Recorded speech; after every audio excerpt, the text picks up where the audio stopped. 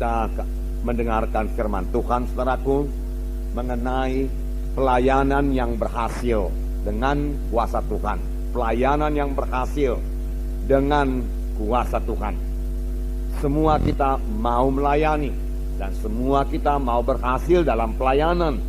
Dan Tuhan, saudaraku, memberikan kelengkapan kepada kita, yaitu melayani dengan kuasa Roh Tuhan. Minggu yang lalu kita mendengarkan firman Tuhan yang berkata, pekerjaan-pekerjaan yang aku perbuat akan kamu perbuat.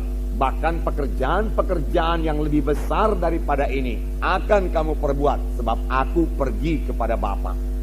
Inilah yang dikatakan Tuhan Yesus kepada murid-muridnya. Tetapi saya percaya perkataan ini juga kepada kita masing-masing, anak-anak Tuhan pada zaman sekarang ini. Kita akan mengerjakan pekerjaan-pekerjaan yang dikerjakan oleh Tuhan Yesus. Bahkan pekerjaan-pekerjaan yang lebih besar daripada yang dikerjakan oleh Tuhan Yesus. Pekerjaan-pekerjaan apakah yang dikerjakan oleh Tuhan Yesus? Buku Injil menerangkannya, saudara. Yesus mengajar, memberitakan firman Tuhan. Tetapi ahli-ahli Taurat mengatakan lain sekali pengajaran Tuhan Yesus. Karena Tuhan Yesus mengajar bukan seperti pengajar-pengajar ahli-ahli Taurat, tetapi Tuhan Yesus mengajar dengan kuasa. Dan ditambah lagi pengajaran Tuhan Yesus disertai dengan tanda-tanda ajaib dan tanda-tanda mujizat. Orang buta melihat, orang kusta disembuhkan, orang tuli mendengar, saudaraku, orang lumpuh berjalan. Inilah pekerjaan-pekerjaan yang dilaksanakan oleh Tuhan Yesus. Dan orang berbondong-bondong mengikuti Tuhan Yesus. Kemana saja Tuhan berangkat mengabarkan Injil, orang berbondong-bondong mengikuti Tuhan Yesus. Inilah macamnya pelayanan yang dikerjakan oleh Tuhan Yesus. Dan Tuhan Yesus sendiri berkata, pekerjaan-pekerjaan yang aku kerjakan ini akan kamu kerjakan. Bahkan pekerjaan yang lebih besar lagi daripada ini akan kamu kerjakan. Sebab aku pergi kepada Bapa. Saya yakin, saudaraku, maksud Tuhan Yesus, walaupun aku pergi kepada Bapa, aku mau pekerjaan-pekerjaan seperti ini tidak berhenti. Dan karena aku pergi kepada Bapa, kamulah yang melaksanakannya. Kamu melaksanakannya bukan dengan kekuatanmu sendiri, kamu melaksanakannya dengan kuasaku yang kuberikan kepadamu. Firman Tuhan berkata. Itu sebabnya, saudaraku, Tuhan Yesus berkata kepada murid-muridnya sebelum dia naik ke sorga, tunggulah di Yerusalem sampai kamu dilengkapi dengan kuasa dari mati. Karena Yohanes membaptis kamu dengan air, tetapi tidak lama lagi kamu akan dibaptis dengan Roh Kudus.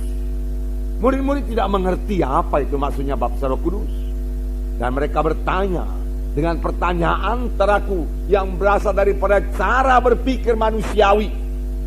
Tuhan, pada masa ini kan Engkau membangunkan kembali kerajaan bagi Bani Israel? Tuhan Yesus menjawab, bukan itu yang kumaksudkan. Bahkan engkau tidak perlu mengetahui masa dan ketikanya yang hanya diketahui Bapa di sorga. Tetapi kamu akan beroleh kuasa kelak. Kamu akan beroleh kuasa kelak apabila Roh Kudus turun ke atas kamu. Dan kamu akan menjadi saksi bagiku di Yerusalem, Yudea, Samaria, hingga sampai ke ujung bumi. Kamu akan beroleh kuasa.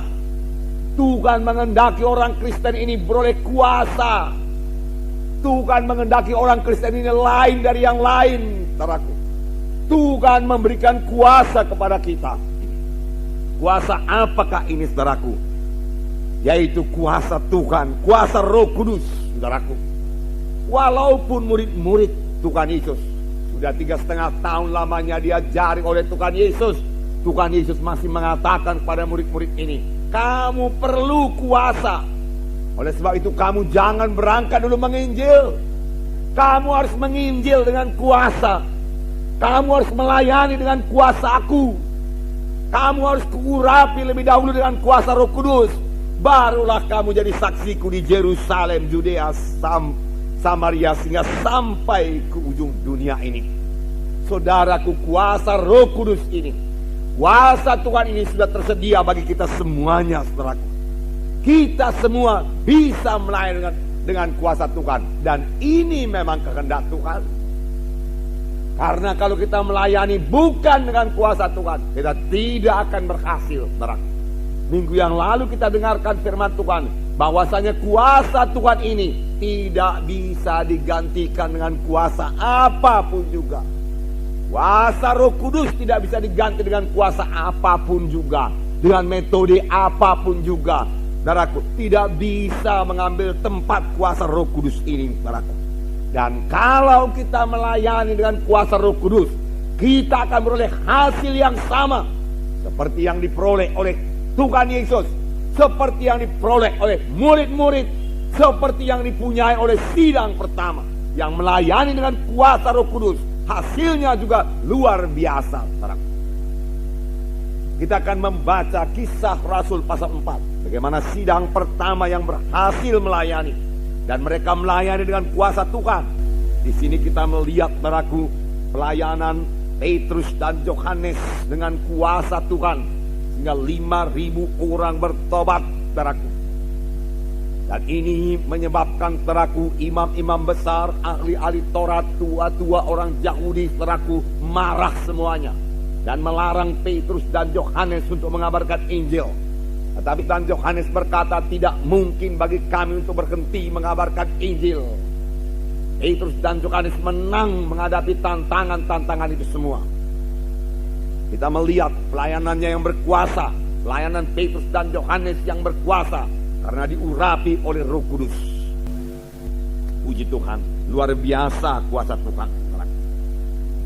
Kita melihat, saudaraku, pelayanan Petrus dan Yohanes yang sangat berhasil, saudaraku.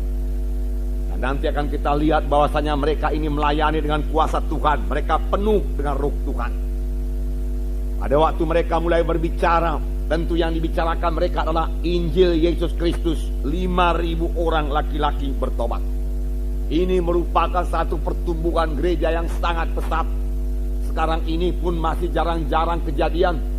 Tetapi bukan tidak boleh terjadi, saudaraku. Bahkan ini harus terjadi, saudaraku. Dalam satu hari 5.000 orang bertobat, saudaraku. Dan kita mengetahui, saudaraku, bahwa dalam pasal sebelumnya, yaitu pasal 3, Petrus dan Yohanes ini berjalan ke bait Allah. Dan di pintu bait Elok dia melihat seorang yang tepok. Dan dia berkata, emas dan perak tidak ada padaku, tetapi apa yang ada padaku, apa yang ada padaku kuberikan kepadamu. Di dalam nama Yesus, orang Nazaret itu bangkit dan berjalan. Lalu dia memegang tangan orang itu, membangkitkan orang itu, dan orang itu berjalan, saudaraku. Apa yang ada padaku, apakah yang ada pada Petrus?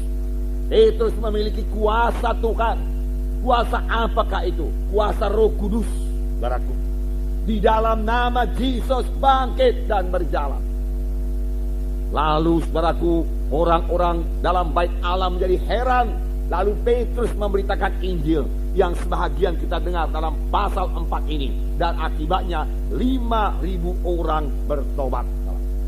Sidang pertama sama sekali tidak punya gedung gereja, saudaraku. Tidak, saudaraku. Bahkan mereka tidak punya peralatan-peralatan modern seperti yang kita punya sekarang. Tetapi satu perkara yang pasti, mereka memiliki kuasa Roh Kudus di dalam hidup mereka dan di dalam pelayanan mereka.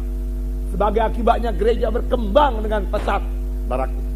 Tetapi Roh Kudus bukan hanya bagi sidang pertama saja, saudaraku. Saudara, pada zaman akhir ini Roh Kudus sudah sangat luber dicurahkan, saudaraku.